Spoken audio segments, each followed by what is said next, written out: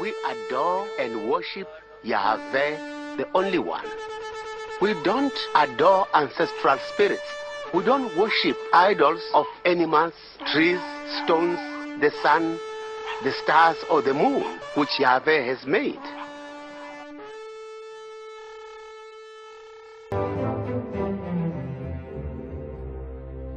In 2007, the United Nations General Assembly adopted a document called the Declaration on the Rights of Indigenous Peoples.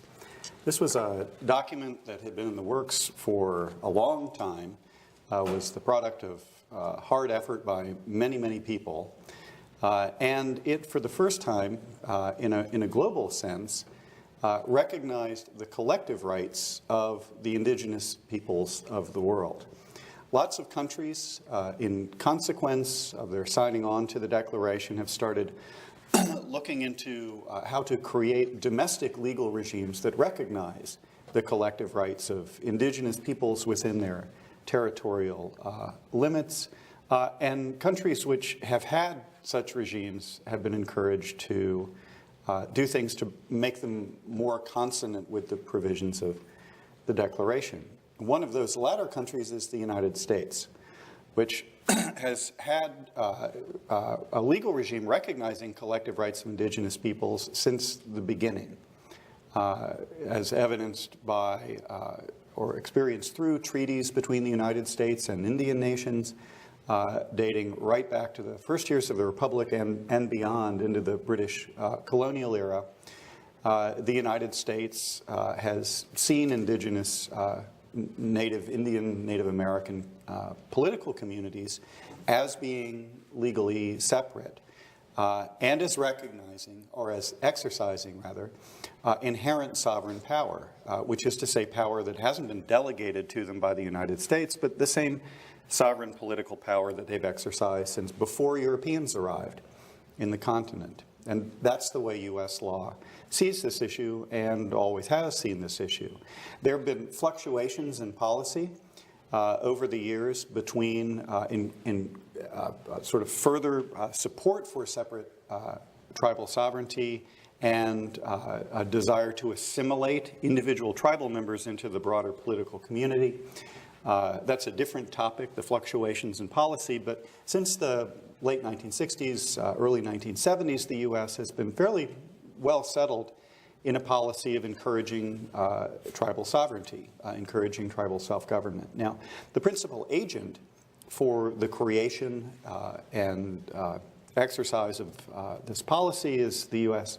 Congress and the U.S. Executive, which is to say the political branches of government, but that doesn't mean the court hasn't been involved. And in fact, the Supreme Court, from the beginning, has been very closely tied to the creation of, the process of creation of a policy governing the relationship between the United States and the native peoples who occupy lands within the territorial limits of the United States. So we have three separate sovereigns, which is to say the federal government, the state governments, and the tribal governments, and we have multiple players within the federal system engaged in helping to define from the federal government side what the boundaries of this relationship are.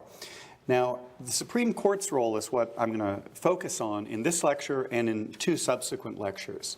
And what I want to talk about are three cases that were foundational in defining the framework within which the United States would operate when relating to sovereign Indian nations in the United States. These three cases were all decided by the Marshall Court. The opinions that we look to in each of these were authored by Chief Justice Marshall himself. And so for these reasons, we call them the Marshall Trilogy. The first of these cases is the case of Johnson versus McIntosh, decided in 1823. The second is the case of Cherokee Nation versus Georgia, decided in 1831. And the third and last is the case of Worcester versus Georgia, decided in 1832. Those latter two cases are going to be the subjects of different separate lectures. But I want to talk now about the first and earliest of these cases, which is the case of Johnson versus McIntosh. Now, Johnson versus McIntosh was a land claim prosecuted by a group of land speculators who were called collectively the United Illinois and Wabash Land Companies. One of their shareholders was Johnson, Thomas Johnson, who had been the governor of Maryland during the Confederation period and briefly an associate justice of the Supreme Court. He died in the early stages of the litigation as the case was being put together, and his place was taken by his two heirs, one of whom was also named Johnson, so we still have Johnson versus McIntosh. McIntosh I'll tell you about momentarily. The land claim arose in 1773 and 1775 when speculators from Philadelphia and Baltimore sent agents out to what would become the states of Indiana and Illinois to see if they couldn't buy some land from Indians.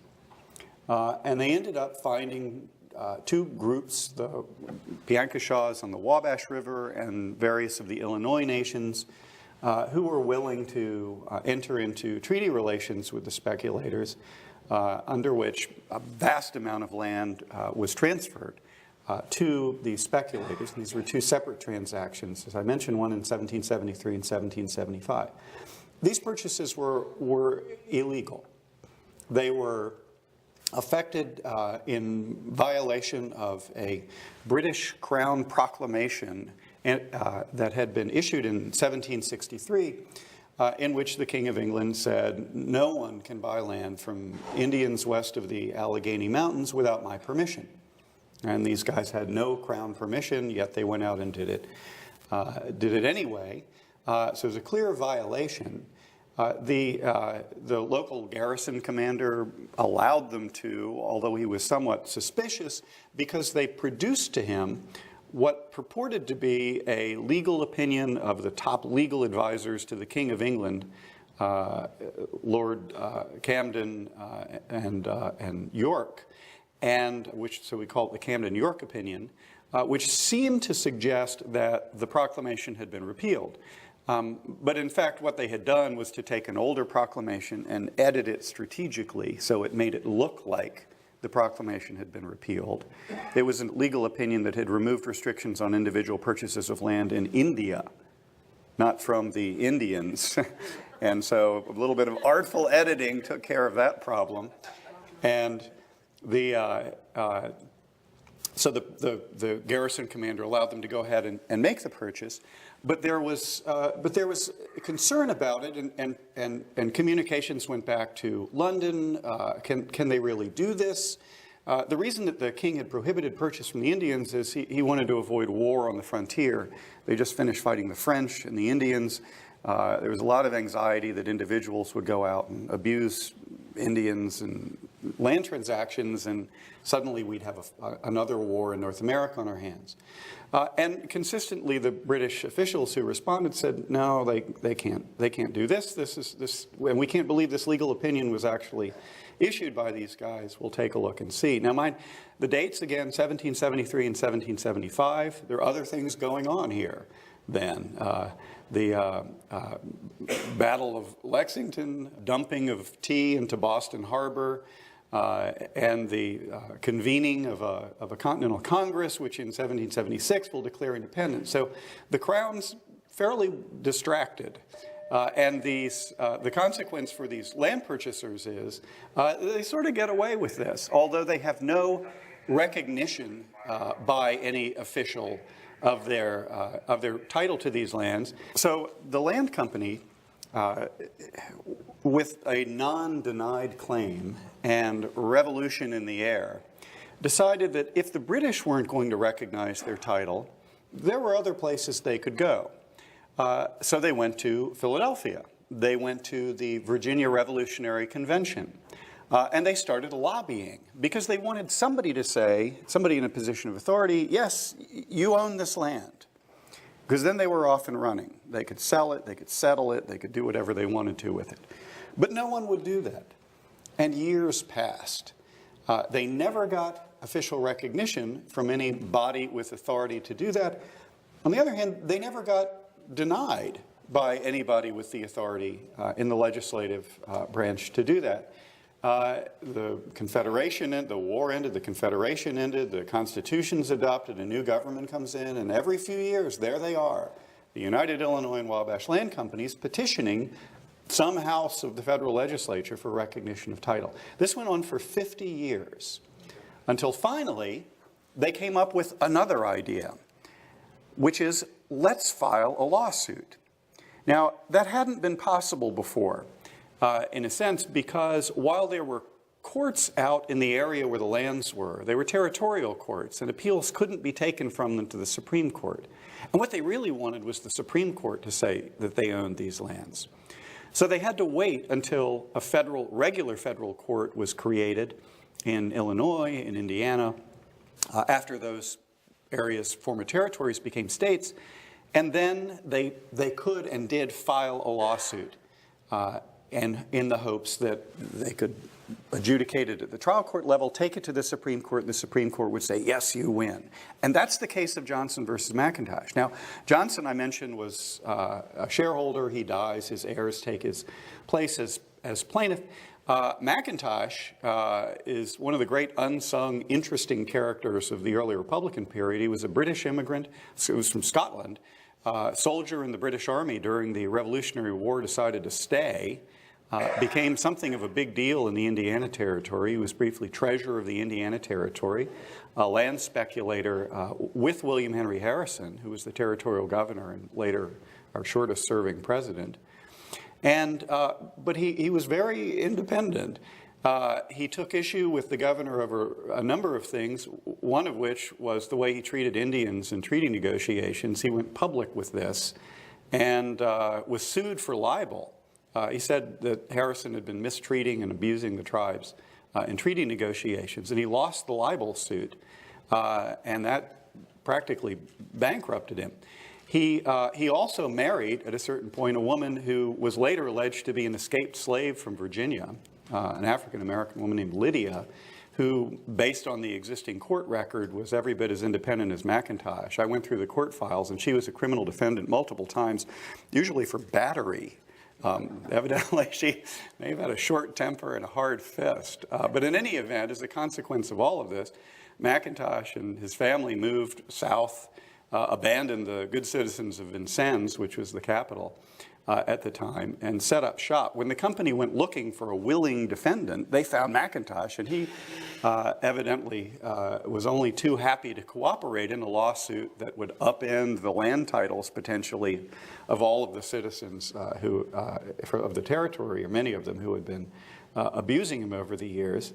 So they arranged what we would call, in legal terms, a collusive lawsuit, in which the company identified all of the factual grounds of objection that had ever been raised against the Illinois and Wabash claims, and McIntosh stipulated them all away. These included things like, you bought from the wrong Indians. No, we didn't. McIntosh says, no, they didn't.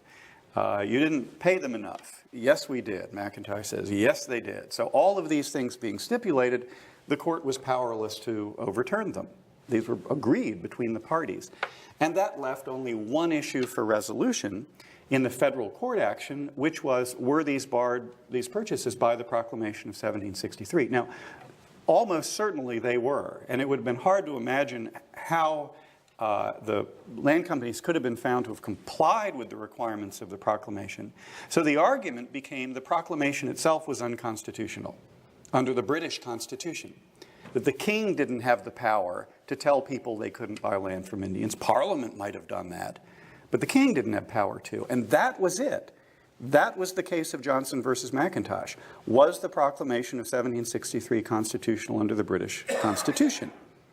And that case went to the Supreme Court. It was heard in 1823. The companies were represented before the Supreme Court by Robert Goodloe Harper, and who was a regular advocate before the Supreme Court and has his own story, and Daniel Webster, of whom you'll have heard. It was represented, or the McIntosh's side was also represented by two folks of whom you may never have heard. One was William Winder, who is best remembered as the military commander who led the rout at the Battle of Bladensburg when the British showed up during the War of 1812, which enabled them to then walk in and burn the national capital.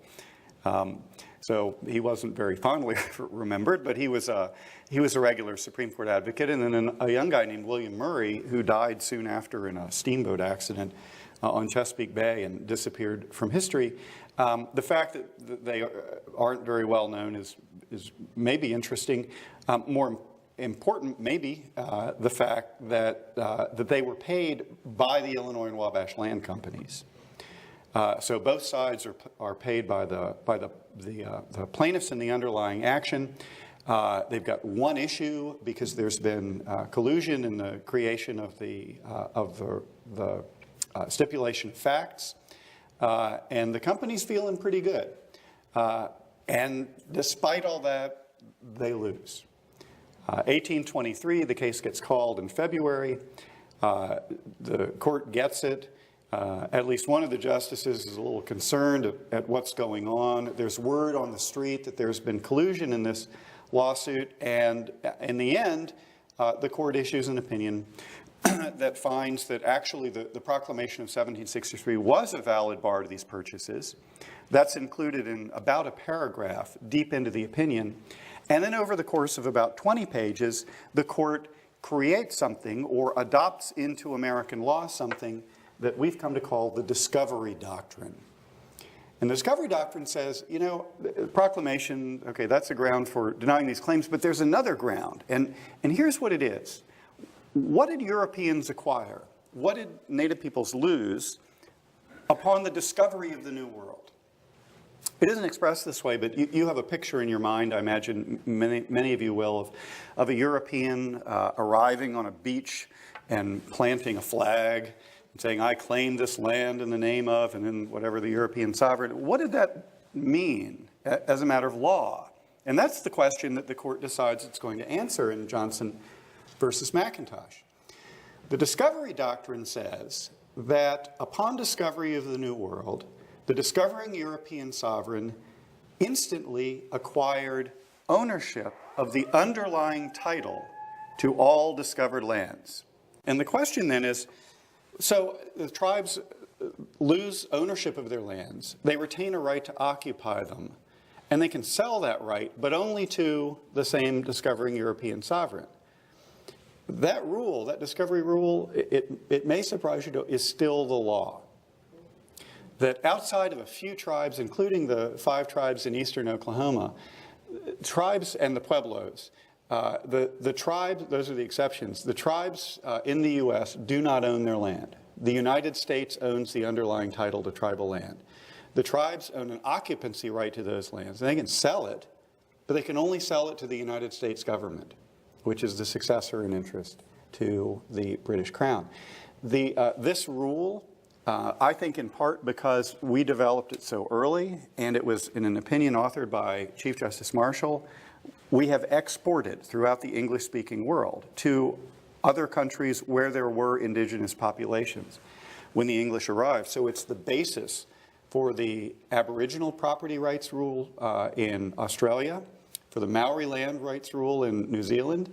It's the basis for Mayan land rights in Belize, and for First Nations land rights in Canada. There's also some suggestion, people have told me, I haven't looked into it, that it's part of the basis for tribal rights in South Africa as well, and in Uganda, and maybe in other parts of it would surprise me if it weren't virtually universal throughout the English-speaking world. Now, where did this come from?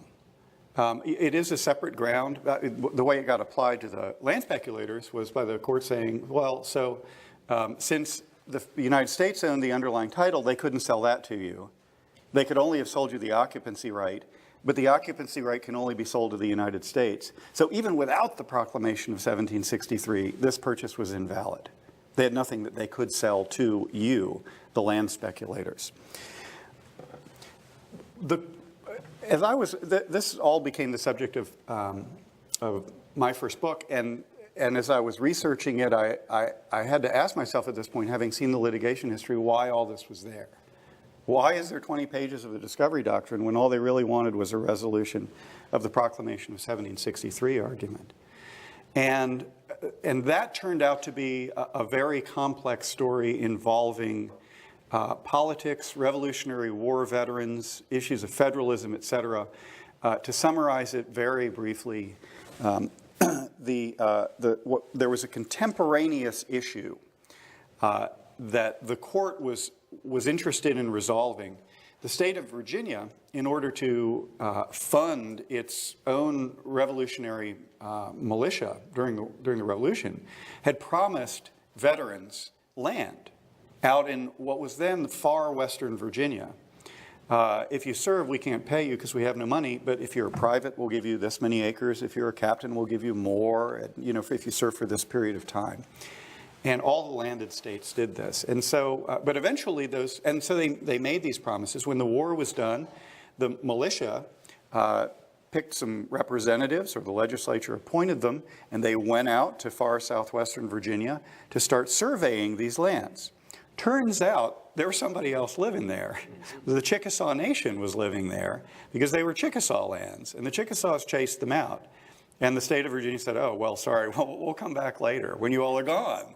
That took a long time. And before it happened, Kentucky became a separate state. Pursuant to arrangement with the state of Virginia, Kentucky County separated and became a separate state. These lands aren't in Virginia after 1792, they're in Kentucky. And Kentucky wanted them.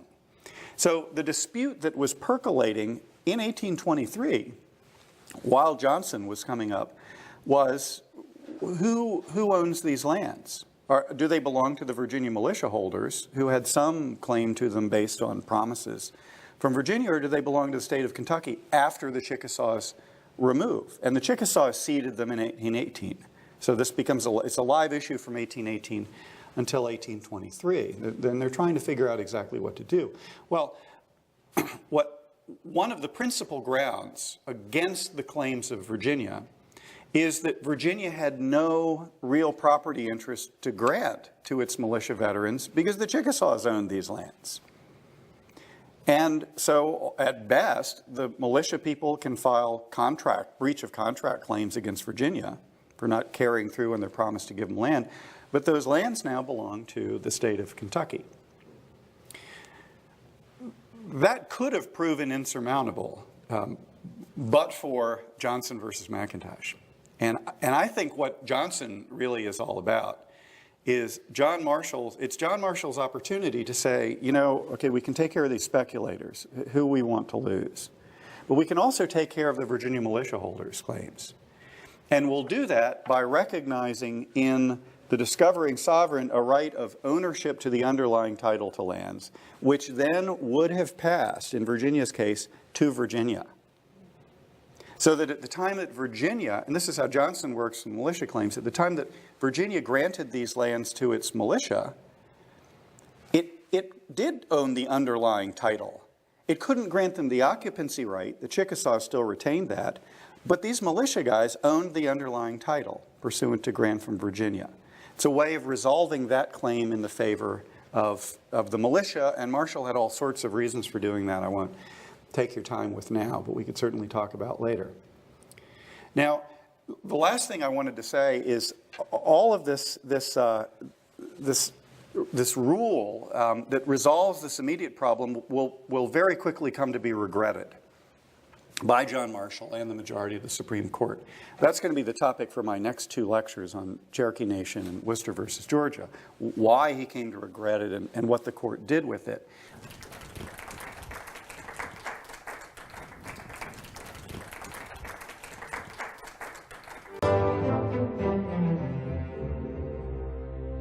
We're going to talk about indigenous peoples' rights. And the case that we're going to focus on is the second of three cases decided by the Marshall Court in the early 19th century. The first of these cases, which is the subject of a different lecture, is Johnson versus McIntosh, decided in 1823. The second, and the one we're going to focus on now, is Cherokee Nation versus Georgia, decided in 1831. And the last is Worcester versus Georgia, decided in 1832, which will also be the subject of a separate lecture. Johnson versus McIntosh is important for present purposes for having established in American law something called the discovery doctrine. The case involved a land claim, a late British colonial era land claim. The land speculators lost, and part of the reason they lost, the court said, was that the tribes had nothing that they could sell to them because of the discovery doctrine. And this doctrine provided, as expressed in Johnson versus McIntosh, that upon discovery of the New World, the underlying title, fee title or radical title, some say, to all discovered lands vested instantly and automatically in the discovering European sovereign. So ownership of discovered lands, of the title to discovered lands, vested in the discovering European sovereign by operation of law in some sense. What remained to the tribes, to the indigenous peoples, was an occupancy right, later construed to mean essentially a right to occupy those lands and other things. And that occupancy right was alienable, could be transferred, given, or sold, but only to the same discovering sovereign, or someone who had that sovereign's permission to acquire it. Now, that rule was, I suggested in the other lecture and have said elsewhere, I believe to have been established in order to resolve a dispute unrelated to the Johnson versus McIntosh dispute, which was a dispute involving title to lands claimed by Virginia militia, Revolutionary War militia veterans, lands in southwestern, claimed by these militia veterans to lands in southwestern Kentucky. That dispute disappeared after Johnson, and I think that John Marshall probably thought that the discovery doctrine would cease to have any real meaning, and it turned out he was wrong. And it turned out very quickly that he was really wrong. And it's important to understand Johnson versus McIntosh because it's Johnson that made possible the following two cases in the Marshall trilogy, Cherokee Nation versus Georgia and Worcester versus Georgia. So how does Georgia get into this? Well, in 1802, Georgia had ceded its western land claims to the United States. This was something that Virginia had done earlier and North Carolina had done earlier and other states had as well. Georgia had charter claims, claims under British charters to the lands that became Mississippi and Alabama. And in 1802, Georgia finally said, okay, all right, all of those, whatever claims we have, whatever interest we have in those lands under these British charters, we're now transferring to the United States. And the U.S. established then territorial governments over those lands that were superintended by Congress. Now, Georgia's condition was that the U.S. would use its treaty power under the Constitution to come down to Georgia and make a deal with the tribal governments whose lands were within the claimed state limits of Georgia, under which those tribes would leave, would cede those lands up in treaties. They would then become the property of Georgia. Georgia could distribute them to Georgians, and the integrity of the state would be achieved. The tribes, Georgians weren't particularly interested in where they went. They could go west somewhere. 1802 wasn't clear. It became clearer after the Louisiana Purchase in 1803 that, oh yeah, well, the federal government has lots of land or access to lots of land way out west. Maybe the tribes will trade lands in Georgia for lands out in the west.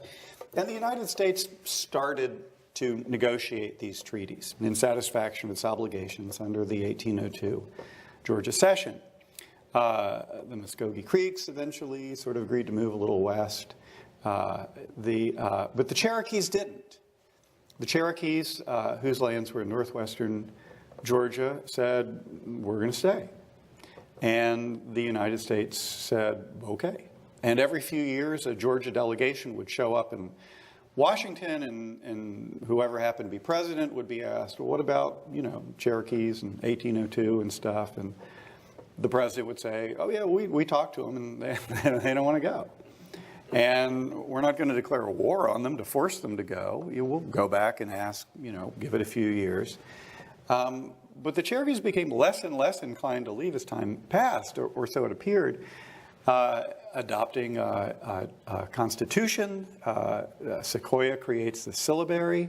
The nation becomes perhaps the most literate nation in the world at the time, almost overnight. A newspaper is established, a form of government has a legislative body and a judicial body, etc. And then gold is discovered in the Cherokee Nation. So they're never going to leave, Georgia decides. And in the late 1820s, the governor of Georgia and the legislature start looking at possible ways of changing the situation. What can we do to get these folks to leave? Because the pressure for land is only increasing for the Cherokee land. Someone discovered Johnson versus McIntosh at some point. It's a 5-year-old decision. It had been reported. It was available in the public. But someone took a look at that opinion and said, look, wait a minute. This opinion says that upon discovery of the New World, the discovering European sovereign instantly acquired title to the underlying indigenous lands. Well, that would have been Great Britain for the Cherokee lands, but then who declared independence in 1776? Answer, the individual colonies. So as Georgia declared independence, doesn't it mean that Georgia acquired the British Crown's ownership interest in the title to the Cherokee Nation's lands?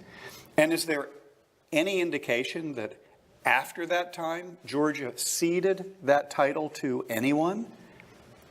Answer, well, no.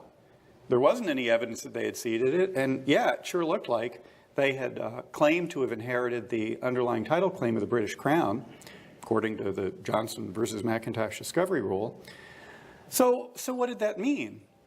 Well, the way that the governor of Georgia saw it was if we own the underlying title and they have a legal right to occupy, then doesn't that sort of make us the landlord and they're the tenant? And if you've got a tenant you want to get rid of, isn't one of the ways, the most effective ways to do that by changing the terms of the lease? If you can't evict them, can't you change the terms of the lease? Like now it would be, I love having you as a tenant. You, of course, can stay as long as you want, but you can't have the dog anymore. And you're like, well, I've always had the dog. I don't want it. Well, I don't know what to say. You could leave, right? And so what Georgia does in 1828 is to pass a statute that says that effectively the Cherokees can stay as long as they want to, but from the beginning of June in 1830, they're going to be subject to Georgia laws, and their own laws will be of no value, and their lands are going to be divided up and attached to 4 Georgia counties. Now, they can stay, but that's the new lease deal. And if they don't want to stay, then they're going to have to find somewhere else to go. Now, the timing of this announcement isn't coincidental. It's deliberate. It's right after the presidential election in 1828 when it's become clear that we're going to have a new president, and it's Andrew Jackson. And Jackson, Georgia knows, is supportive of this idea of removing tribes, far more so than his predecessor, John Quincy Adams, would have been. And so Jackson's elected. He's not going to take office till March, but they go ahead and they issue this new piece of legislation. And of course, there's immediate reaction everywhere. Now, the reaction in Washington when Jackson takes office is enthusiastically supportive of what Georgia's done. And Jackson appears before Congress and delivers his first annual address, and he says, look, here's what Georgia's done, and here's what I think we should do, we, the federal government, to support this. What Georgia's done is right. They do have the power to impose their laws. The Cherokees are probably going to want to leave, and they shouldn't have a separate state within the bounds of an existing state, et cetera, because there are constitutional difficulties with that. But we've got lands that we've acquired from the French and from tribes out west. I encourage Congress to pass a statute that says to the Cherokees and other tribes, and other states have started to do this. Tennessee passed a law like Georgia's and Alabama did. The federal legislation should say to these tribes, if you decide to leave because you don't want to be subject to the laws of the state, then we will make lands available to you out west. And they turned out to be, for the most part, in what would become the state of Oklahoma. So this is the substance of the statute that Congress does eventually pass, and it's called the Indian Removal Act. It doesn't oblige anybody to do anything. It simply says that if the tribes enter into treaties with the United States in which they agree to leave because they don't want to be subject to state law, then the U.S. will make lands available to them out west. Now, what's the Cherokee reaction to this? Well, not surprisingly, they aren't enthusiastically supportive of what Georgia's done. They have a functioning government, they have a literate population, more literate than Georgia's. They have resources, they have a functioning economy. It happens to be an agricultural economy that's slave-based in the manner of the surrounding southern states. And they've got mineral resources, and they don't want to leave. So Georgia and the Cherokee Nation immediately come into conflict. Georgia starts attempting to enforce its laws. There are a few horrific cases. The most notorious is a case of a guy named George, his English name is George Tassels, who is he's Cherokee, accused of murdering another Cherokee in the Cherokee Nation, which would have been a problem for the Cherokees to address. But Georgia went ahead and sent folks in, arrested this guy, hauled him out of the nation, put him on trial for murder under Georgia law, and sentenced him to death. He tried to get relief from the Supreme Court, which sent word to Georgia to cut it out until the Supreme Court had evaluated whether they could do this. And the governor of Georgia effectively tore up the Supreme Court's note and said, nope, you have no jurisdiction here. And they hanged this guy on Christmas Eve. Now, that Tassels case could have become the test case, but the Cherokee Nation decided it would provide another test case. They weren't going to fight this out militarily, but they were going to challenge what Georgia had done, and they were going to do it through the federal judicial system, in which they felt more confidence than Congress at this point. So they hired a lawyer. Their principal lawyer was a guy named William Wirt, who had been for many years, through two separate presidential administrations, Attorney General of the United States. Wirt took the case. He was in the process of becoming a presidential candidate, and that had something, no doubt, to do with this. But he took the case along with a colleague, John Sargent. They were both very practiced Supreme Court advocates. And then they had to figure out exactly what sort of a suit they were going to file. They didn't want to go through the state court system because they didn't trust it, and they thought it would take too long. And they also didn't want to start at a federal district court because, again, the timing problem, and it'd be a local federal district court. What they wanted to do was to go straight to the Supreme Court of the United States, if there was any way to do that. And they looked at the Constitution and discovered that maybe there was. Because Article 3 gives the Supreme Court what's called original jurisdiction in a variety of cases. For instance, if a state of the union sues another state of the union, if Oklahoma sues Texas, that trial is conducted in the Supreme Court with witnesses and whatever you happen to have. This is called the exercise of original jurisdiction in the court. And there's another category of cases that Wirt thought might cover this suit, a suit by the Cherokee Nation against the state of Georgia. It's suits between states and foreign states. And so that's what Wirt fashioned. He put together a challenge to the legitimacy of Georgia's attempted imposition of its laws over the Cherokee Nation. He styled it Cherokee Nation versus Georgia. He filed it in Washington, and he claimed that the court had original jurisdiction because Georgia was a state and the Cherokee Nation was a foreign state. Why was it a foreign state? The court said, well, it's a state because it has a government, and it's foreign because 100% of its citizens are non-U.S. citizens. And it's not a bad argument. But at the end of the day, it didn't succeed. Georgia didn't show at the argument of Cherokee Nation versus Georgia, which was held in early 1831. Wirt and Sargent showed, and they did the best they could on this issue. I think what eventually drove the court's decision was an anxiety on the part of some justices that if the Cherokees could file suit against the state, then so could every other tribe. And there were hundreds of them. And so I think there was a bit of a concern that the federal judicial, the Supreme Court, because these would be original jurisdiction cases, would become a court for the adjudication of tribal claims against states, primarily. Maybe that's what was going on.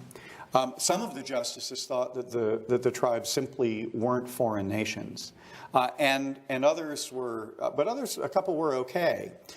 The way the opinions broke down is there is no majority opinion. There were 6 justices who participated in the decision of Cherokee Nation versus Georgia. 2 of them said the Cherokees are a foreign state for purposes of Article 3 original jurisdiction. Bring it on. 2 of them said they're neither foreign nor a state. And 2 of them, Chief Justice Marshall and Justice John McLean, said, well, they're a state, but they're not a foreign state. And that opinion, which Chief Justice Marshall authored, is the one that we think of as the Cherokee Nation versus Georgia opinion. On the merits, the Cherokees lose. There isn't jurisdiction because only 2 of 6 justices thought there was. But in the language of the Marshall opinion, there are 2 new ideas introduced that will become enormously important in the development of federal Indian law. In saying that the Cherokees aren't a foreign state or foreign nation, and Marshall uses those terms interchangeably, Marshall decided he'd better try and figure out what they actually were.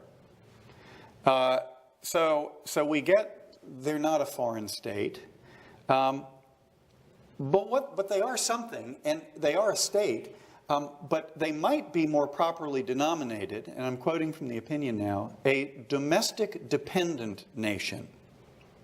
A domestic dependent nation. And then he went on to say that their relationship to the United States resembles that of, and I'm quoting again, a ward to his guardian. Now, these 2 ideas, domestic dependent nationhood and the guardian-ward relationship, will become enormously important in future generations. But recognize that at the time, I think that Marshall simply put them in there not to create any new sort of legal regime, but simply to explain why he couldn't recognize them as a foreign state for purposes of granting the Cherokee Nation original jurisdiction in its lawsuit against Georgia. It's explanatory. It's not meant to be, in my judgment, in any way an attempt to create a new set of rights and responsibilities, although that's what's going to happen, as I say, in future generations. Now, the opinion closes, the Cherokees lose, but the opinion closes with an invitation. Chief Justice Marshall says, you know, we can't hear this case, but be aware that in a proper case with proper parties, we could. And that's the court's invitation to the Cherokee Nation to come back the next session with a better case jurisdictionally, at which point the court, Marshall suggests, will be ready to hear your complaint. Thank you.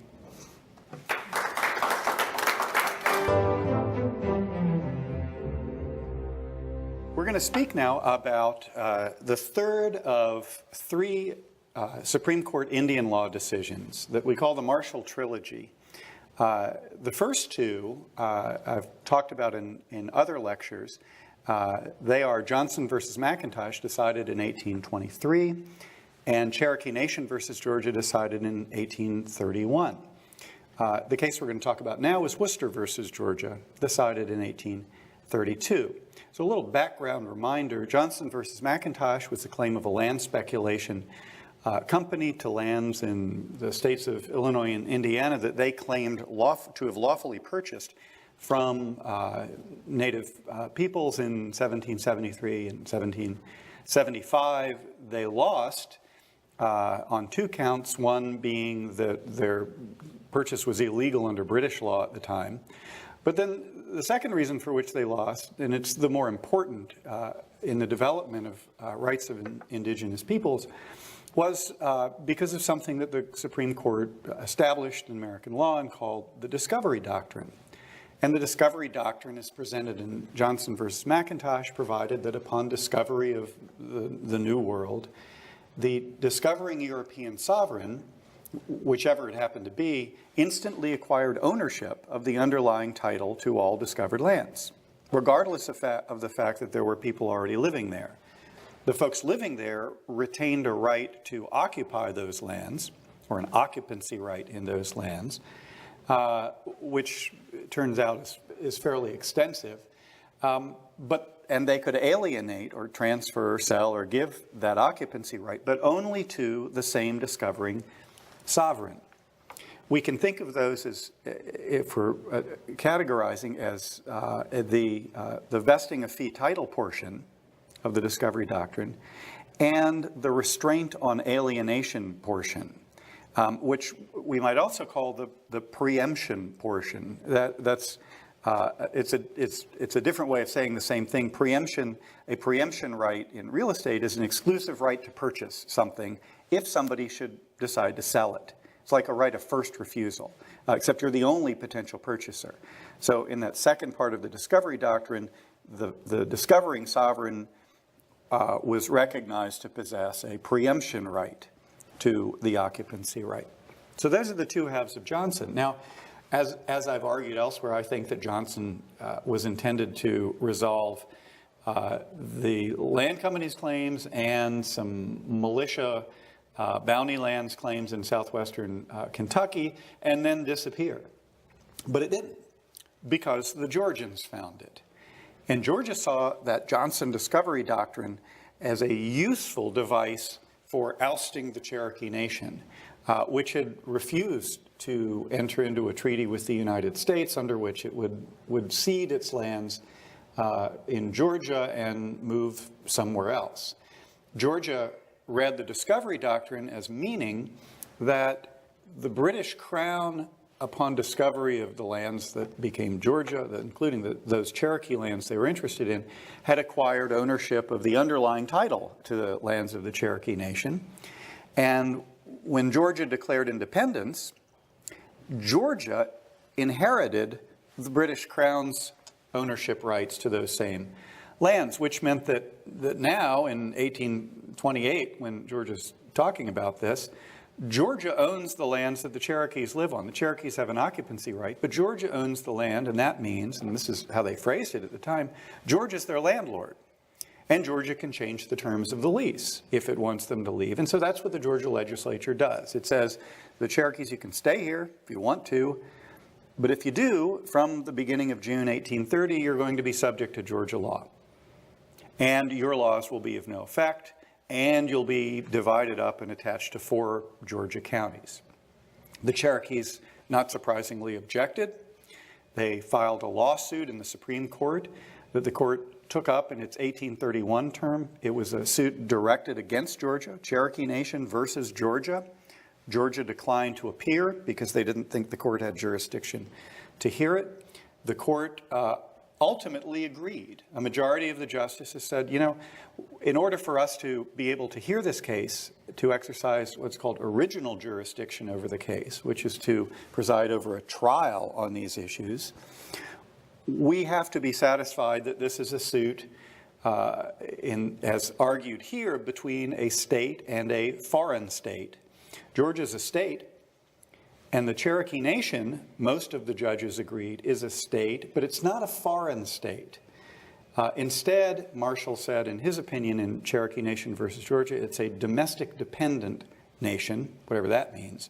Its relationship to the United States resembling that of a ward to his guardian. So the court has no jurisdiction to hear this, but come back. Cherokee Nation is invited by Chief Justice Marshall in a proper case with proper parties, and we'd be happy to hear your claim. So Georgia takes this invitation seriously. Georgia, I'm not sure that they really thought too much about it. Georgia declares Cherokee Nation versus Georgia, great victory for the state of Georgia, problem solved, and they start enforcing their laws in the Cherokee Nation fairly aggressively. Now, among the principal thorns in the side of the government of Georgia are New England missionaries who have relocated to Cherokee Nation, some under federal authority. For instance, one of them, the most famous Samuel Worcester, is the postmaster in the Cherokee Nation. So he's down there working for the federal government as well as for his religious organization. And Eliezer Butler is another. And these guys, as non-Cherokees in Cherokee Nation, are required under this newly imposed Georgia law to do a number of things, have a license from Georgia to swear an oath of allegiance to the governor or to the state of Georgia among them, and they refuse to do both of those. So Georgia arrests them and tries them in a state court proceeding and sentences them to multiple years of hard labor. Worcester and Butler complain to the Supreme Court that they are being unlawfully held. And that's the case. That's the proper case with proper parties that Marshall was looking for. It's Worcester and Butler versus Georgia. We shorten it to Worcester versus Worcester versus Georgia. The court gets it in 1832. William Wirt is back to argue for the state of, or rather for the Cherokee Nation. And the court, unlike in Cherokee Nation versus Georgia, where the court split into three camps, the court actually comes together here. There is a majority opinion in Worcester versus Georgia. And in that majority opinion, the Cherokee Nation will win. Now, it's best remembered Worcester versus Georgia, which is one of the early great pro-tribal rights opinions of the Supreme Court, primarily for the result and one of the two methods behind the decision. So the result is fairly clear. The court says Georgia cannot impose its laws over the Cherokee Nation, period.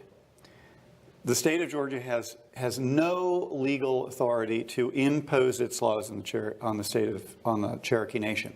There's a bright line, in other words, jurisdictional line between the state and the nation, and the state of Georgia cannot cross it. Now, why is that the rule? Well, the reason that's best remembered is that for Georgia to exercise such power, which the court calls extraterritorial jurisdictional power, would violate the terms of federal treaty with the Cherokees. And under the Supremacy Clause of the Constitution, if there's a contradiction or inconsistency between a federal treaty or statute or the federal Constitution and a state statute, the federal treaty, statute, or the federal Constitution wins, period. And that's what happens here. So a big part of I think the best remembered part of the Worcester decision is Georgia can't do this because there's a Supremacy Clause problem. But there's a second part of the decision that I think for contemporaries was even more important. And it has to do with that Johnson discovery rule. The Supremacy Clause holding, realize, works for the Cherokees because they've got a treaty that has inconsistent provisions. But not every tribe has a treaty. And what the court has an opportunity to do here, Marshall's enthusiast for the idea of using one case to resolve a whole mess of cases. What the court has the opportunity to do here is to take care of all those non-treaty tribes too. The Removal Act, or rather the Removal Act, which the federal Congress pushed through or passed in 1830, provided that if tribes want to, they can trade their lands that are within the bounds of existing states for federal territorial lands out west. The goal of the removal policy is for every tribe to do that. But what's the incentive? Well, the incentive is that if they don't, the state will impose its laws on them extraterritorially, and it'll be too uncomfortable to stay. Well, what do you do to protect, if you're opposed to that policy, as John Marshall clearly was, what do you do to protect tribes that don't have the benefit of the Supremacy Clause because there's an inconsistent treaty? And the answer is you pull the problem up by the root. What's the basis for Georgia's authority to impose its laws? It's the landlord. Well, why is it the landlord? Because in Johnson versus McIntosh, the Supreme Court said that the discovering sovereign acquired underlying fee title to the land. So we own the land, so we can change the rules. So what John Marshall has to do in order to forestall the possibility that another state will do that, will claim on the basis of its ownership of underlying land title the authority to impose its jurisdiction, if there's no treaty to protect the tribe, is to reverse that portion of the Johnson decision. This is politically complicated. John Marshall was nothing if not a savvy politician.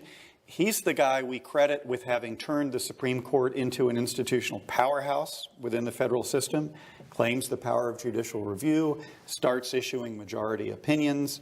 The Supreme Court by the 1830s is a force to be reckoned with in a way that it wasn't in the 1790s. And Marshall doesn't want to jeopardize that.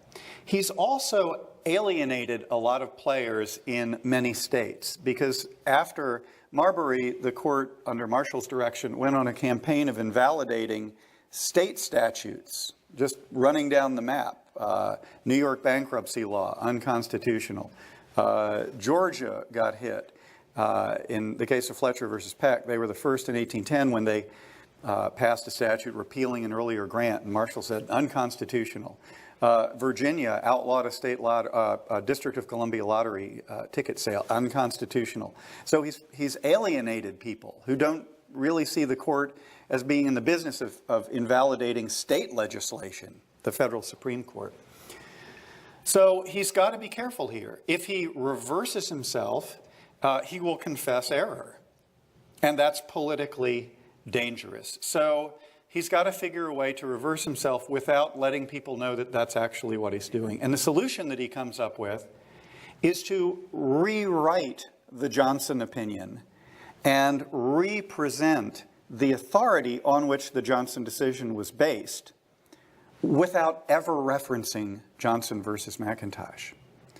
The Johnson opinion was based on Marshall's reconstructed history of the colonial era, English charters for the most part. He had said in Johnson, granted effectively rights to ownership of title, and so that's the rule and we have to live with it. In Worcester versus Georgia, he returns to those same charters. But the history is radically different, and I'm going to quote from it. He says, and I'll tell you when I'm quoting, he says, or I'm saying, what was the intended legal consequence of the charters? Certainly not, and this is a quote from Marshall, the extravagant and absurd idea, leaving the quote, entertained by Georgia, quote, that the feeble settlements made on the seacoast or the companies under whom they were made acquired legitimate power by these charters to govern the people or occupy the lands from sea to sea. Off quote, this idea, quote, did not enter the mind of any man. So, okay, so what were they intended to do, or what was their legal consequence? And Marshall says that these charters were well understood to convey the title which, according to the common law of European sovereigns respecting America, they might rightfully convey, and no more. Well, what was that? This was the exclusive right of purchasing such lands as the natives were willing to sell. That's the preemption half of the discovery doctrine, but not the vesting of fee title half. Just in case you miss it, in the first instance, Marshall repeats it. The Crown could not be understood to grant what the Crown did not affect to claim, nor was it so understood. These grants asserted a title against Europeans only, that's we the English get to buy these lands and not you the French, and were considered, and these are his words, a blank paper so far as the rights of the natives were concerned. So, under the discovery doctrine as reformulated in Worcester, there is no vesting of fee title. Georgia isn't the landlord of the Cherokee Nation, and they have no basis for claiming the authority to exercise extraterritorial jurisdiction over them, even if there isn't a treaty that says that they can't do that under the Supremacy Clause. And the implication goes wider because the entire removal policy is dependent on states having the power to impose their laws on Indian nations within their borders. And what Marshall has said in this part of the Worcester decision is no state has that power because no state owns those lands. Now, this is an extraordinary opinion. It gets issued, published. Jackson receives a copy, and this is where Jackson allegedly, famously says, well, John Marshall has made his decision, now let him enforce it. And that's a tricky point. These two guys are still in jail in Georgia. And mechanically, what will happen is the Supreme Court is in recess over the summer. They'll reconvene for their next term. And then they, if they're still in jail, will have to issue a mandate to Georgia saying, let these folks out, at which point Georgia could say no. And that's their track record when the Supreme Court's communicated with them. So what happens then? Well, this could have become a great constitutional crisis, sort of the executive and legislative branches versus the judicial branch.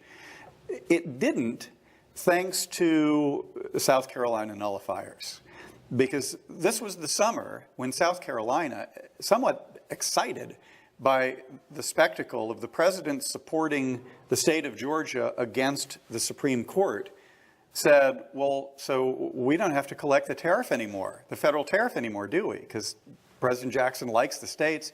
So they convened the Nullification Convention, which is the subject of a different lecture in the series, and pass an ordinance that says South Carolina doesn't recognize the constitutionality of the federal tariff, and so we're not going to collect it anymore. This proves too much for Jackson. There's no way to tell what he would have done with Georgia had South Carolina sat quiet over the summer and fall of 1832.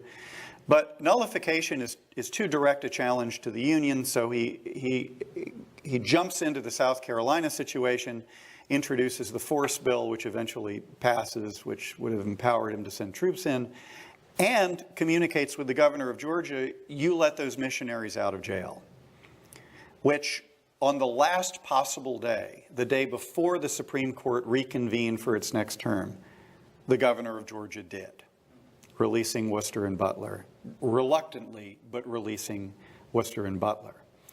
Now, where does this leave us on removal? Well, this is where the story again becomes, for a brief period, political. The Jackson administration was opposed to the Worcester versus Georgia decision, sent emissaries out to tell tribes that it actually wasn't correct. And they persuade enough tribes that that's true to get some tribes started executing removal treaties. The Chickasaws agree to remove. The Choctaws agree to remove. Other tribes, the Muskogee Creek agree to remove, and other tribes in the northern states agree to remove as well. The Cherokees don't. The Cherokees hold off because this is their decision and they've been told that these laws can't be applied. So why would they agree to a removal treaty? And they might have been able to actually pull that off, but for the fact that that folks started dying. And the composition of the Supreme Court started to change. In 1836, John Marshall dies on July 6th. And some of you may know this, but at the service to commemorate his passing in Philadelphia, they decide to ring this giant old bell, and it cracks. It's the Liberty Bell. Two Justices, John McLean and Justice John McLean and Justice Henry Baldwin, had been named to the court by Andrew Jackson in 1832. In 1835, Jackson had put James Wayne on the court. And that same year, Gabriel Duvall resigned and John Marshall died. I said 1836, I meant 35. What that meant was that for the 1836 term, there were 5 justices and 3 of them were Jackson appointees. And that made possible a revisitation of the Johnson versus McIntosh discovery rule. From 1836, for the next 8 years, a majority of the Supreme Court would be Jackson appointees.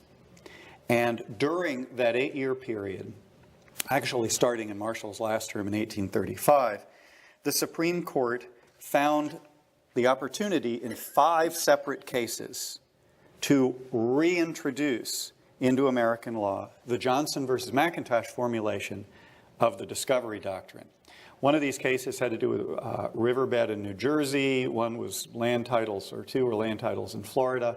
And it almost seems gratuitous where it gets snuck in, but it's always some variant of, and of course, as everybody knows, when the Europeans arrived, they acquired ownership of the underlying fee title to all discovered lands. Cite Johnson versus McIntosh. Worcester isn't cited at all.